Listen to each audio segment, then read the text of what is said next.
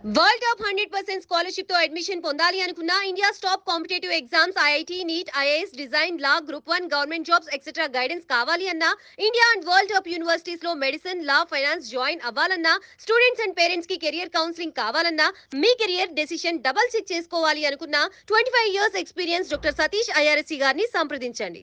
నమస్తే, నేను మీ డాక్టర్ సతీష్ ఐఆర్ఎస్సి మాట్లాడుతున్నాను. సో రెగ్యులర్గా మనం చేసే వీడియోస్లో భాగంగా ఈరోజు ఒక ఇంట్రెస్టింగ్ టాపిక్ ఒకటి మీకు నేను చెప్పబోతున్నాను.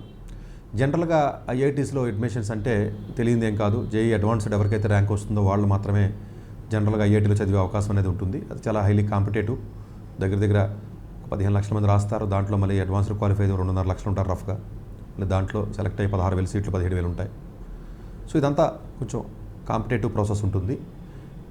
ఇది ఇలా సింగిల్ ఎగ్జామ్ ద్వారా ఐఐటీల్లోకి అడ్మిషన్ ఇవ్వడం అన్న పాయింట్ ఏదైతే ఉంటుందో దీని మీద చాలా విమర్శలు కూడా ఉన్నాయి, చాలా ఎన్నో సంవత్సరాల నుంచి. హోలిస్టిక్గా చూడాలి, మీరు ఇలాగ 3 సబ్జెక్టుల్లోనూ ఎక్స్పర్టైజేషన్ ఉండాలంటే అందరికీ ఉండదు కదా. మ్యాథ్స్, ఫిజిక్స్, కెమిస్ట్రీ ఒక ఎగ్జామ్ సింగిల్ ఎగ్జామ్ పెట్టి దాని ద్వారా అడ్మిషన్ ఇస్తే కరెక్ట్ కాదు కదా. యూఎస్ లాంటి కంట్రీస్లో హోలిస్టిక్గా ఎలాగైతే అప్లికేషన్ చూస్తారో అట్లాగే ఏదన్నా ఒక విధానాన్ని తీసుకొస్తే బాగుంటుంది. కంప్లీట్గా అకాడమిక్ ప్రొఫైల్ ఉన్నటువంటి స్టూడెంట్సే ఉంటున్నారు, మిగతా పర్స్పెక్టివ్లో ఉండట్లేదు అన్నటువంటి విమర్శలు చాలా పెద్ద ఎత్తున ఉన్నప్పటికీ కూడా భారతదేశం లాంటి పెద్ద కంట్రీలో ఏదన్నా ఒక వెసులుబాటు కానీ ఏదన్నా ఒక డిస్క్రిప్షన్ ఆఫ్ పవర్స్ అంటారండి. సో మీరు ఇన్స్టిట్యూట్స్ వాళ్ళు మీకు మీరే డిసైడ్ చేసి ఓవరాల్గా మీరే ఇంటర్వ్యూ చేసి మీరే సీట్ ఇవ్వండి అంటే ఎక్కువగా కరప్షను లేకపోతేనేమో ఫేవరిజం అనేది వచ్చే అవకాశం ఎక్కువ ఉంటుంది. కాబట్టి దానికి భయపడి ఇంకా తప్పనిసరి పరిస్థితుల్లో మన దేశంలో ఇలా సింగిల్ ఎగ్జామ్ సిస్టమ్ అనేది ప్రవేశపెట్టడం జరిగిందండి. ఇది చాలామంది రాంగ్గా అండర్స్టాండ్ చేసుకుంటున్నారు. రీజన్ కూడా ఇదండి యాక్చువల్గా. బట్ ఇది కరెక్ట్ కాదన్న విషయం ఐఐటీలో ఉన్నటువంటి ప్రొఫెసర్స్కి, డైరెక్టర్స్కి తెలుసు. బట్ వేరే సిస్టమ్ ఏదైనా మనం పెట్టినట్లయితే ఇప్పుడు రాష్ట్రాల్లో తెలంగాణ, ఆంధ్రప్రదేశ్లో కూడా చూడండి, గ్రూప్ 1కి ఇంటర్వ్యూ పెడితే మ్యానిపులేట్ చేస్తున్నారు వీళ్ళని చెప్పి అలా ఇంటర్వ్యూ తీసేశారు. గ్రూప్ 2కి అసలు ఇంటర్వ్యూ అనేది చాలా ఇంపార్టెంట్ పర్సనాలిటీ టెస్ట్. అలాంటిది కూడా ఈ ప్రెజర్ని, కరప్షన్స్ని, మ్యానిపులేషన్స్ని, ఫేవరిజాన్ని ఎక్కువ అవుతున్నాయి కాబట్టి తీసేశారు. సో దీనిలో ఒక భాగంగానే ఐఐటీ లాంటి ఎగ్జామ్కి సింగిల్ ఎగ్జామ్ పెట్టి ఇవ్వడం అనేది చేస్తున్నారు. బట్ ఒక రకంగా ఇది ఇండియన్ సినారీలో దృష్టిలో పెట్టుకున్నప్పుడు అందరికీ న్యాచురల్ జస్టిస్ జరగాలి కాబట్టి ఫేవరిజం జరగకూడదు కాబట్టి నా ఉద్దేశంతో అలా చెప్పినప్పటికీ కూడా అట్ ది సేమ్ టైం 3 సబ్జెక్టుల్లో పెర్ఫార్మెన్స్ అందరికీ ఉండదు కాబట్టి కొంతమందికి మంచి ఎక్స్పర్ట్స్ ఉన్నప్పటికీ కూడా వాళ్ళకి సరైనటువంటి అవకాశాలు లేక ఎంతోమంది తెలివైన విద్యార్థులకి ఆ గేట్ ఓపెన్ అవ్వక కాలేజీకి వెళ్ళి చదివే అవకాశాలు కూడా ఉండట్లేదు. So it's a debatable topic అది యాక్చువల్గా. సో కమింగ్ టు నౌ ఏంటంటే, సో ఐఐటి మద్రాస్ అనేది డెఫినెట్గా చాలా one of the prestigious engineering college కింద, టెక్నికల్ ఇన్స్టిట్యూషన్ కింద చెప్పొచ్చు ఇండియాలో. డెఫినెట్గా ఢిల్లీ కానీ లేకపోతే కాన్పూర్ కానీ మద్రాస్ కానీ లేకపోతే ముంబై కానీ ఇవన్నీ కూడా ఐఐఎస్సి బెంగళూరు జనరల్గా మోస్ట్ ప్రెస్టీజియస్ కాలేజెస్ కింద చెప్పొచ్చు మనకి. దీంట్లో అడ్మిషన్ ఇవ్వాలంటే జేఈ అడ్వాన్స్డ్ ద్వారా బీటెక్ వాళ్ళకి ప్రోగ్రామ్ ఇస్తారు. కానీ ఒక అడుగు ముందుకు వేసి ఐఐటి మద్రాస్లో కామకోటిగానే ఉంటారు డైరెక్టర్. చాలా యాక్టివ్గా ఉంటాడు ఆయన, చాలా కొత్త ప్రయోగాలు చేస్తూ ఉంటారు ఆయన. అంటే నాకు కూడా తెలిసిన వ్యక్తి ఆయన. మీరు చూసినట్లయితే నెమ్మదిగా లాస్ట్ ఇయర్ ఒక స్పోర్ట్స్ కోటాని ఇంట్రడ్యూస్ చేశాడు ఆయన, first time in the Indian history ఐఐటీస్లో. స్పోర్ట్స్ కూడా ఉండాలి, ఎందుకంటే ఆట విడుపు లేదా గేమ్స్ కూడా ఉన్నట్లయితేనే, ఎందుకంటే చాలా సూసైడ్ జరుగుతున్నాయి ఐఐటీస్లో. ప్రతి సంవత్సరం కూడా ఎంతోమంది చనిపోతున్నారు. ఫుల్ అకాడమిక్ ప్రెజర్ ఎక్కువగా ఉంటుంది. గేమ్స్ ద్వారా మాత్రమే దాన్ని సరి చేసుకునే అవకాశం ఉంటుంది, డిప్రెషన్ కానీ ఇవన్నీ అన్న ఉద్దేశంతో స్పోర్ట్స్ కోటాని మొట్టమొదటిగా ముందుకు వచ్చి వాళ్ళకు కోటాని ఇంట్రడ్యూస్ చేయడం జరిగింది. అది దాని గురించి నేను డిస్కస్ చేస్తాను ఇప్పుడు. అలాగే తర్వాత ఆర్ట్స్ అండ్ కల్చర్ సంబంధించి సపరేట్గా ఒక కోటాని ఇంట్రడ్యూస్ చేయడం జరిగింది. అలాగే ఎక్స్క్లూసివ్గా చాలామంది విద్యార్థులు ఒక్కొక్క సబ్జెక్టులో మాత్రమే వాళ్ళు రాణించి ఒలింపియాడ్ లాంటి ఎగ్జాముల్లో భారతదేశం తరపు నుంచి పార్టిసిపేట్ చేసి ఎన్నో మెడల్స్ సాధిస్తున్నటువంటి ఘనత మనకు భారతదేశానికి ఉంది. దానిలో సైన్స్ సబ్జెక్ట్స్ పర్టికులర్గా maths, physics, chemistry, biology, informatics, computer science లాంటి 5 రకాల సబ్జెక్ట్స్ సైన్స్ ఒలింపియాడ్స్ అంటారు వీటిని. అఫ్కోర్స్ మ్యాథ్స్ కూడా ఉంటుంది అది. దీంట్లో ఎవరైతే ఒక సబ్జెక్ట్కి సంబంధించి ఎక్స్పర్టైజేషన్ కానీ మంచి డీప్ నాలెడ్జ్ ఎవరికైతే ఉంటుందో నిష్ణాతులు, వాళ్ళకి జేఈఏ ద్వారా కాకుండా అడ్మిషన్స్ ఇచ్చినట్లయితే డెఫినెట్గా ఆ యొక్క ఇన్స్టిట్యూట్స్లో ఆ రీసెర్చ్ కల్చర్ పెరిగి ఆ ఒక సబ్జెక్ట్లో ఇన్డెప్త్ ఉంటుంది కాబట్టి ఆ రిలేటెడ్ సబ్జెక్ట్ ఇచ్చినట్లయితే బాగుంటుంది అన్న ఉద్దేశం వాళ్ళకి ఐఐటి మద్రాస్లో కూడా ఇంట్రడ్యూస్ చేయడం జరిగింది. ఇంతకుముందు మీరు అనొచ్చు సార్ ఒలింపియాడ్స్ ఇస్తున్నారు కదా, మీరే కదా వీడియోలు చెప్పారని చెప్పేసి. బట్ ఒలింపియాడ్స్తో ఇచ్చి సీట్స్ ఏవైతే మీకు ఉన్నాయో ఐఐటి ముంబైలో కానీ బీఎస్ ఇస్తున్నారని బీటెక్ ఇవ్వట్లేదు. ఒక గాంధీనగర్లో మాత్రమే బీటెక్ అనేది ఇవ్వడం జరుగుతుంది.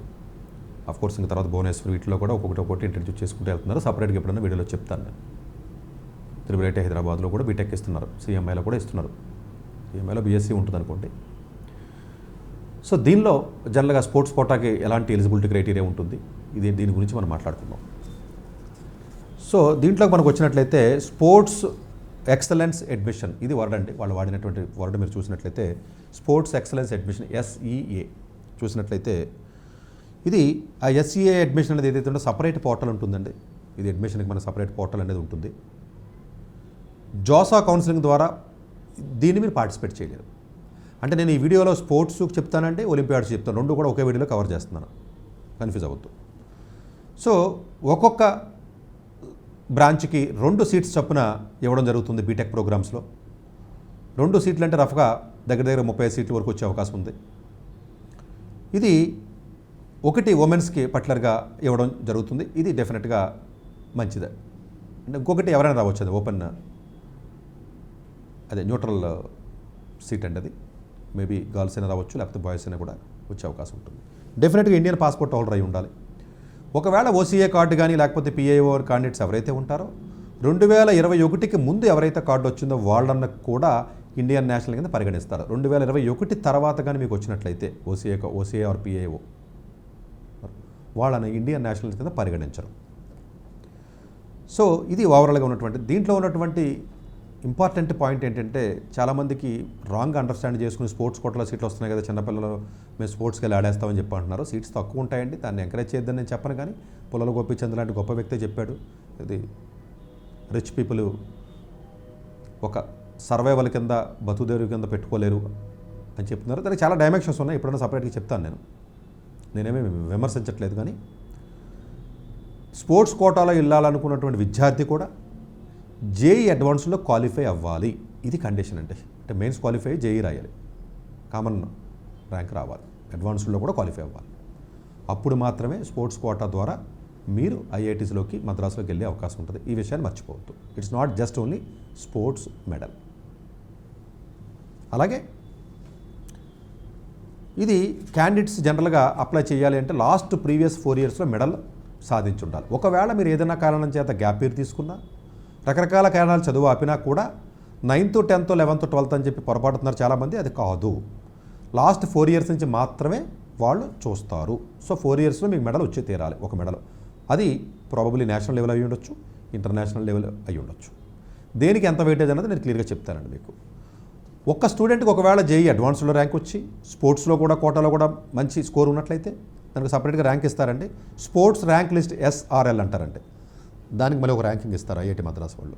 దీంట్లో రౌండ్ 1, రౌండ్ 2, రౌండ్ 3, రౌండ్ 4 ఉండవంటే ఒకటే రౌండ్ అంతే. ఒకవేళ ఏదన్నా వ్యక్తికి కానీ SRL లిస్ట్లో ఈ కౌన్సిలింగ్లో ఏదన్నా సీట్ వచ్చినట్లయితే జనరల్గా మళ్ళీ జోసాలో పార్టిసిపేట్ చేయడానికి కుదరదు.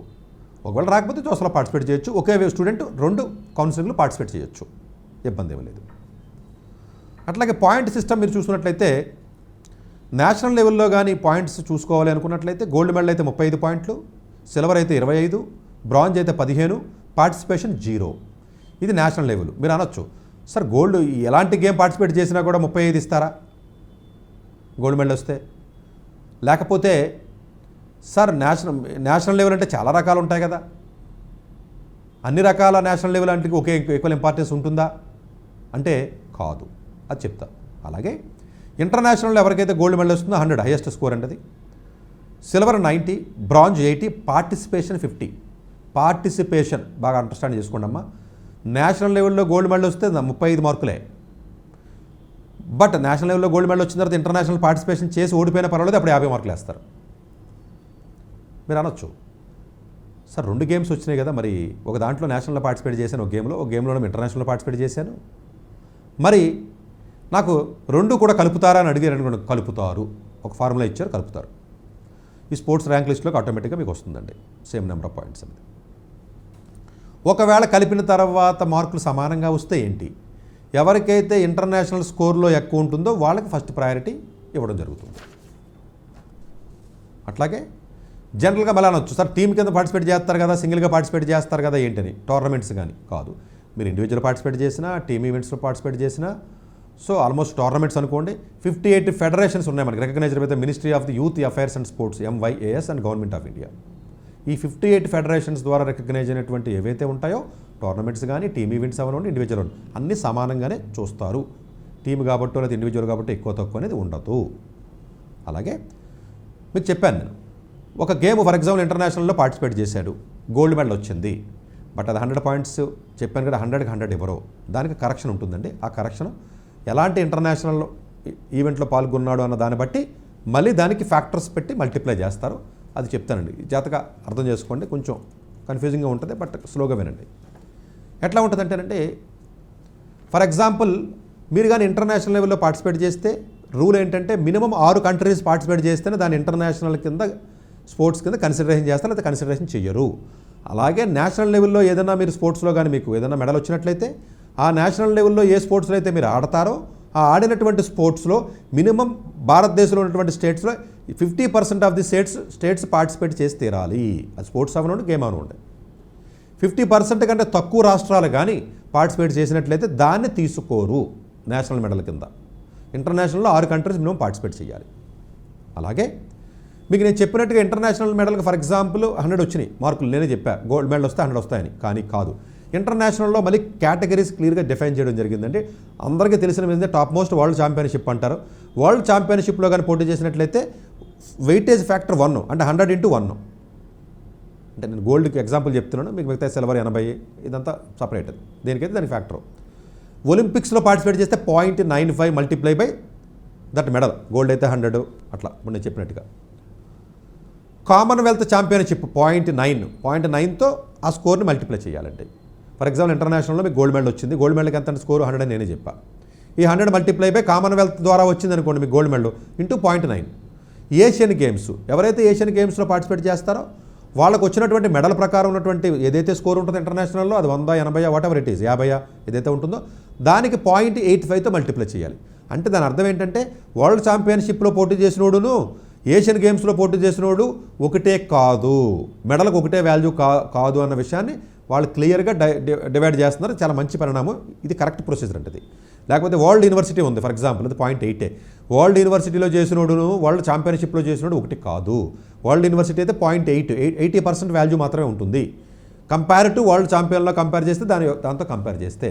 సో ఇంటర్నేషనల్ ఈవెంట్స్ను ఓవరాల్గా 5 రకాలుగా డివైడ్ చేయడం జరిగింది. 1, 0.95, 0.9, 0.85, 0.8 world championship, Olympics, Commonwealth championship, Asian games and world university. అలాగే నేషనల్ ఈవెంట్స్, నేషనల్గా ఈవెంట్స్ ఎవరైతే ఉంటారో, ఇంటర్నేషనల్ చెప్పాను, ఇప్పుడు నేషనల్ ఈవెంట్స్ చెప్తున్నాను.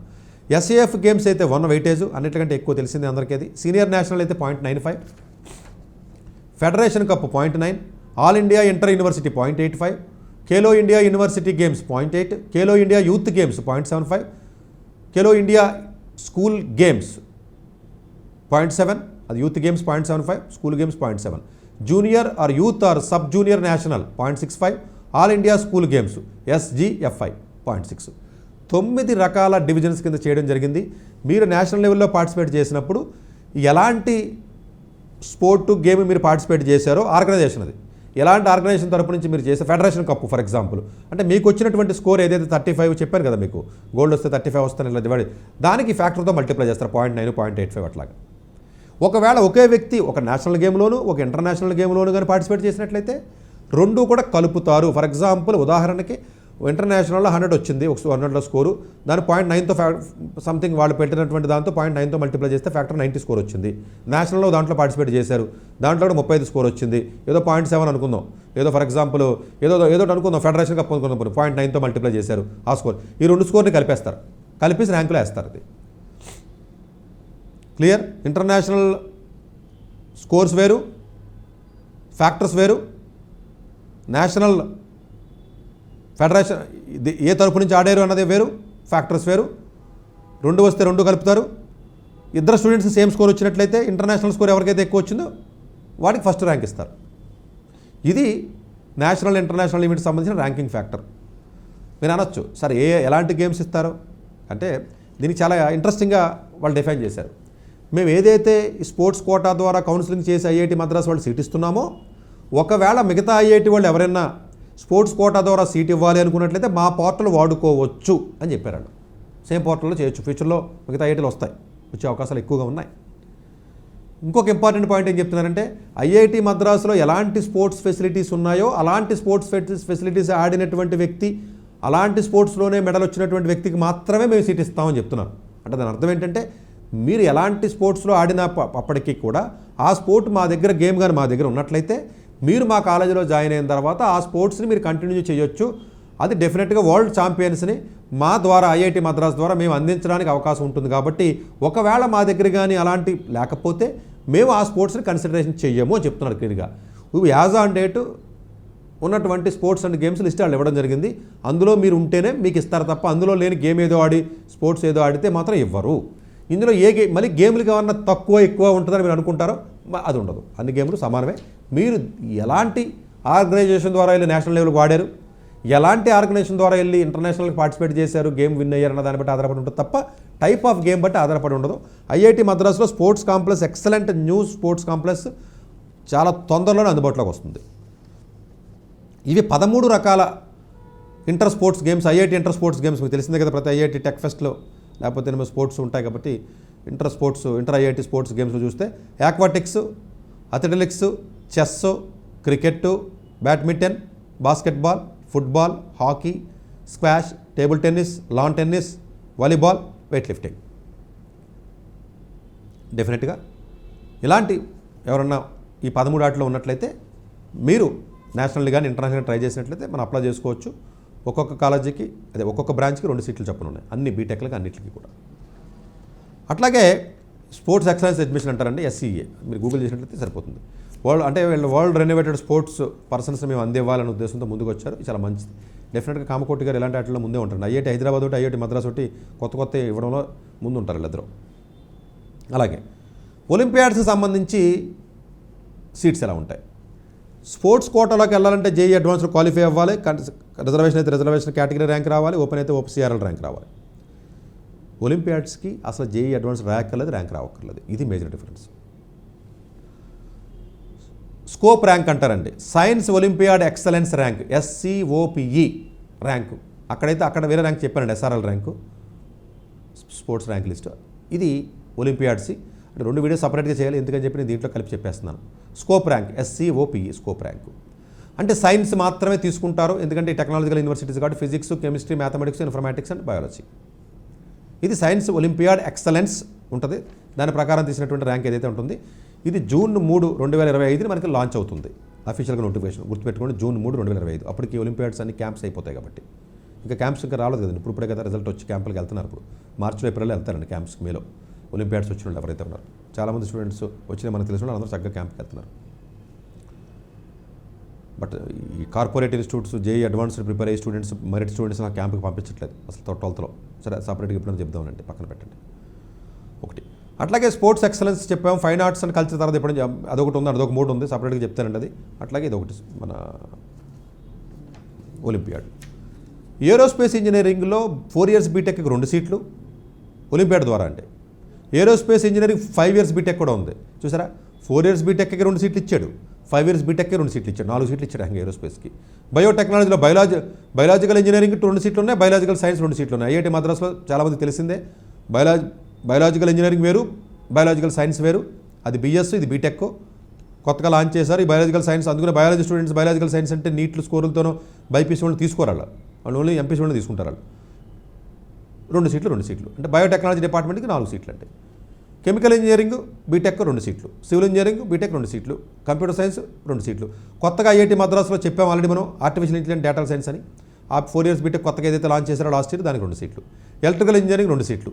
Engineering design 5 years BTech plus ఎంటెక్కే ఉంటుందండి, 4 years ఉంటుంది అది ఐఐటి మద్రాస్లో, 2 seats. ఫిజిక్స్లో మీకు అందరూ తెలిసిందే 4 years ఫిజిక్స్ బీటెక్ 4 years ఉంటుంది, దానికి 2 సీట్లు. ఫిజిక్స్ 4 years BS కూడా ఉంది, దానికి 2 సీట్లు. మెకానికల్ ఇంజనీరింగ్ బీటెక్కి 2 సీట్లు. Metallurgy and material engineering BTech 2 సీట్లు. నావెల్ ఆర్కిటెక్చర్ తెలిసిందే, వాష్ ఇంజనీరింగ్ డిపార్ట్మెంట్ వాళ్ళు ఆఫర్ చేస్తారు. నావెల్ ఆర్కిటెక్చర్ 4 years బీటెక్కి 2 సీట్లు. అలాగే మెడికల్ సైన్స్ అండ్ ఇంజనీరింగ్ చాలా మంచి కోర్స్ అండి, 4 years BS, దీనికి 2 సీట్లు. కెమిస్ట్రీ 2 సీట్లు. ఓవరాల్గా 34 సీట్లు. అంటే ఇక్కడ అర్థం చేసుకోవాల్సింది ఏంటంటే మొత్తం ఓవరాల్గా 4 అంటే కొన్ని డిపార్ట్మెంట్కి 4 సీట్లు ఇచ్చారనుకోండి, 4 ఇయర్స్ బీటెక్ 5 ఇయర్స్ అన్నదానికి. బట్ ఓవరాల్గా చూసినట్లయితే ఇది. బట్ మీరు అనొచ్చు ఇంటర్నేషనల్ ఒలింపియాడ్ అంటే ఏంటి, సపరేట్గా వీడియోలో చెప్పాను నేను. బట్ ఓవరాల్గా ఇక్కడ ఏంటంటే నేషనల్ లెవెల్ క్యాంప్కి వెళ్ళినా కూడా మీరు అప్లై చేయవచ్చు. ఇంటర్నేషనల్ లెవెల్లోనే అవసరం లేదు. నేషనల్ లెవెల్ క్యాంప్కి ఒక్కొక్క సబ్జెక్ట్కి 35 మందిని సెలెక్ట్ చేస్తారని చెప్పాను మీకు ఆల్రెడీ. అది అర్థం కాకపోతే వేరే వీడియోలో దయచేసి వినండి. అంటే ప్రతి సంవత్సరం 35 మందిని చొప్పున 5 సబ్జెక్టులకి రఫ్గా ఒక 150 మంది 160 మంది సెలెక్ట్ అవుతారు. ఈ 150-160 మంది చక్కగా అప్లై చేసుకోవచ్చు. అంటే మీరు అనొచ్చు సార్ 12th వాళ్ళు కదా, 11th 150, 9th 10th ఉన్నప్పుడు కూడా కొంతమంది వెళ్తారు. సో ఇది ఓవరాల్గా. బట్ క్యాంప్ మ్యాథమెటిక్స్ అంటే మీకు క్యాంప్ అంటే IMOTC అంటారండి. ఇది మ్యాథ్స్ ఒలింపియాడ్లో చెప్పాను నేను. HBCSE వాళ్ళు కండక్ట్ చేస్తారు. హోమీ బాబా ఇప్పుడు సైన్స్కి వచ్చేటప్పటికి OCSC క్యాంప్స్ అంటారండి. అది కూడా హోమీ బాబా HBCSE వాళ్ళే. ఇన్ఫర్మాటిక్స్ అంటే కంప్యూటర్ సైన్స్ IOITC, ఇది ఎక్స్క్లూసివ్గా కంప్యూటర్ సైన్స్ ఒలింపియాడ్ గురించి వీడియో చేశాను. ఎవరైనా వినకపోతే దయచేసి వినండి. అది IIRCS అనేది ఎవరైతే ఉంటారో వాళ్ళు జనరల్గా కండక్ట్ చేస్తారు. ఓవరాల్గా 3 క్యాంపులు అండి. IMOTC కానివ్వండి, OCSC క్యాంప్ కానివ్వండి, IOITC కానివ్వండి. ఈ 3 క్యాంపుల్లో ఎవరైతే సెలెక్ట్ అవుతారో, పార్టిసిపేట్ చేస్తారో జనరల్గా వాళ్ళకే ఉంటుంది. పార్టిసిపేట్ చేయకపోయినా సెలెక్ట్ అయిన తర్వాత మీరు సెలక్షన్ ఏదైతే మీకు ఉంటుందో జనరల్గా అంటే వాళ్ళ ఉద్దేశం ఏంటంటే పార్టిసిపేట్ చేసిన వాళ్ళకి ఫస్ట్ ప్రయారిటీ ఇవ్వడం జరుగుతుందండి. అంతే తప్ప జనరల్గా అంటే జస్ట్ సెలెక్ట్ అయ్యి కొంతమంది క్యాంపులకి వెళ్ళట్లేదు, అటెండ్ అవ్వకపోతే కొంచెం ప్రయారిటీ తక్కువ ఉంటుందండి. జనరల్గా క్యాంపుకి సెలెక్ట్ అయిన వాళ్ళు కూడా కానీ అప్లికేషన్ పెట్టుకోవచ్చు. బట్ వీళ్ళంత వరకు అటెండ్ అవ్వడానికి ప్రయత్నం చేయండి. ఇది ఒలింపియాడ్కి సంబంధించినటువంటి కోటా చాలా క్లియర్గా చెప్పారండి. అంటే దేనికి ఎన్ని ఇచ్చారో కూడా చాలా క్లియర్గా చెప్పడం జరిగిందండి. డెఫినెట్గా అది మీకు పార్టిసిపేట్ చేయాలి. పార్టిసిపేట్ చేయకపోతే జనరల్గా తక్కువ వెయిటేజ్ ఇస్తారండి. అది క్లియర్గా చెప్పలేదు కానీ ఎవరో జనరల్గా. అందుకని పార్టిసిపేట్ చేయడానికి ప్రయత్నం చేయండి. సో మీకు స్పోర్ట్స్ కోటా గురించి చెప్పాను డీటెయిల్గా, ఒలింపియాడ్ గురించి చెప్పాను నేను. సో డెఫినెట్గా జేఈతో సంబంధం లేకుండా ఒలింపియాడ్కి వెళ్ళొచ్చు. బట్ ఒలింపియాడ్ ప్రిపరేషన్ అనేది చాలా టఫ్గా ఉంటుందండి. స్పెషల్గా కొంత గైడెన్స్ అనేది చాలా అవసరం. అది కొంచెం బాగా డీప్ అండర్స్టాండింగ్, డీప్గా కానీ ఇంట్రెస్ట్ ఉన్నట్లయితే ఒలింపియాడ్ లాంటి ద్వారా కూడా మీరు ఐఐటీకి ట్రై చేయొచ్చు. ఐఐటీ మద్రాస్ ఒకటే కాదే, ఇంకా చాలా కాలేజీలు వస్తున్నాయి. ఫ్యూచర్లో ఇంకా కాలేజీలు పెరుగుతాయి కూడా. Thank you very much. Doctor ఏ సతీష్ గారు ఏపీ తెలంగాణ విద్యార్థులకు సుపరిచితమైన పేరు. సతీష్ గారు 2001 UPSC పరీక్షల్లో ఉత్తీర్ణులై ఇండియన్ రైల్వే విభాగంలో ఉద్యోగం సాధించారు. సతీష్ గారు చదివిన చదువులు engineering, MTech, MBA, executive MBA, MSc, MBA HR, MA psychology లాంటి పోస్ట్ గ్రాడ్యుయేషన్ డిగ్రీలతో పాటు డాక్టరేట్ కూడా చదవడం జరిగింది. డాక్టర్ సతీష్ గారు నిరంతర విద్యార్థి. అలాగే సతీష్ గారు పలు ప్రతిష్టాత్మక కాంపిటేటివ్ పరీక్షల్లో UPSC నిర్వహించే సివిల్ సర్వీసెస్ పరీక్షల్లో 159వ ర్యాంక్, అలాగే ఇంజనీరింగ్ సర్వీస్లో 24వ ర్యాంక్, గేట్ ఎగ్జామ్లో 4వ ర్యాంక్, క్యాట్ ఎగ్జామ్లో 99.8%, GMAT ఎగ్జామ్లో 760 స్కోర్, ఇలా పలు కాంపిటేటివ్ ఎగ్జామ్స్లో మొదటి ప్రయత్నంలోనే ఎన్నో ర్యాంకులు సాధించారు. ఇన్ని క్వాలిఫికేషన్స్, డిఫరెంట్ కాంపిటేటివ్ పరీక్షల్లో ర్యాంకులు సాధించిన వ్యక్తులు మన ఇండియాలో చాలా అరుదని చెప్పాలి. ఇలాంటి అకాడమిక్ల పరంగా, కాంపిటేటివ్ల పరంగా ఇన్ని ర్యాంకులు సాధించడంతో పాటుగా గవర్నమెంట్ ఉద్యోగం చేస్తూ పలు అవార్డులు తీసుకున్నారు. సతీష్ గారికి జనరల్ మేనేజర్ అవార్డు జోనల్ లెవెల్లో, ఆల్ ఇండియా లెవెల్లో, నేషనల్ లైఫ్ టైమ్ అచీవ్మెంట్ గుర్తింపులు దక్కాయి. అప్రిసియేషన్ ఆఫ్ ప్రెసిడెంట్ ఇండియా నుంచి గానీ life time Sevashri award from Andhra Pradesh మంత్రుల నుంచి అందుకున్నారు. వీటితో పాటు పలు రకాల అవార్డులు అందుకున్నారు. ఎన్నో ప్రతిష్టాత్మక ఆర్గనైజర్స్ సంస్థలో పర్మనెంట్ మెంబర్గా ఉన్నారు. కష్టపడి పైకి వచ్చిన వ్యక్తి కావడం వల్ల గత 20 సంవత్సరాల నుంచి ఎంతో మంది చిన్నపిల్లల దగ్గర నుండి 5, 6 తరగతి విద్యార్థుల నుంచి పెద్ద PG, PhD కాలేజీలకు వెళుతూ విద్యార్థులకి అవగాహన కల్పిస్తూ ఉంటారు. ప్రతి విషయంపైన డాక్టర్ సతీష్ గారు స్పష్టమైన అవగాహన కలిగి ఉన్నారు. డాక్టర్ సతీష్ బలంగా నమ్మే సూత్రం ఏంటంటే అవేర్నెస్ ఈజ్ ఎవ్రీథింగ్. మనిషికి అవేర్నెస్ ఉంటే ఏదైనా సాధించగలరు. ఒక్క మోటివేషన్తోనే కాదు, ఏది చెయ్యాలి, ఏది చేయకూడదు, ఎలాంటి డెసిషన్ తీసుకోవాలనే విషయాలపై, ముఖ్యమైన విషయాలపై అవగాహన కల్పిస్తూ ఉంటారు. అలాగే గవర్నమెంట్, ప్రైవేట్ జాబ్లే కాకుండా ప్రపంచ దేశాల్లోని జాబ్స్పై కూడా అవగాహన కల్పిస్తూ ఉంటారు. ఉద్యోగాలతో పాటు పెద్ద చదువులైన IIT వంటి వాటిపై సెషన్స్ నిర్వహిస్తూ ఉంటారు. ఇప్పటి వరకు 3 లక్షల సెమినార్లు ₹1 తీసుకోకుండా ఉచితంగా నిర్వహించారు. ఇందులో భాగంగా మన ప్రైమ్ 9 ద్వారా విద్యార్థులకి మోటివేషన్ ఇవ్వడానికి మీ ముందుకు వస్తున్నారు doctor Satish garu. World top 100% scholarship తో అడ్మిషన్ పొందాలి అనుకున్న India top competitive exams IIT, NEET, IAS, design, law, group 1 government jobs etcetera guidance కావాలి అన్నా, India and world top universities లో మెడిసిన్, లా, ఫైనాన్స్ జాయిన్ అవ్వాలన్నా, స్టూడెంట్స్ అండ్ పేరెంట్స్ కి career counselling కావాలన్నా, మీ కెరియర్ డెసిషన్ డబుల్ చెక్ చేసుకోవాలి అనుకున్న 25 years experience doctor Satish IRSC గారిని సంప్రదించండి.